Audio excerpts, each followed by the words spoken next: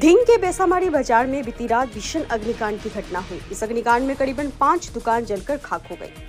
मिली जानकारी के मुताबिक इस अग्निकांड में करीबन लाखों की नुकसान हुई है। घटनास्थल पर दमकल उपस्थित हुई और स्थानीय लोगों की मदद से आग पर काबू पाया गया।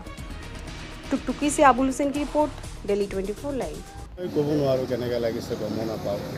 দোকান বন্ধ কৰি ঘৰত গুচি গ'লোঁ।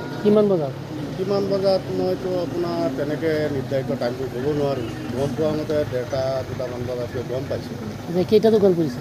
দোকানটো মই 4টা 5টা দোকান খুলিছোঁ। কিহৰ দোকান আছিলে? এইবিলাক কাপোৰৰ দোকান আছিল, এইবিলাক ফাৰ্মাচী আছিল, মোৰতো কাপোৰৰ দোকান আছিল, হ'লচেল দোকান। আপোনাৰ নাম?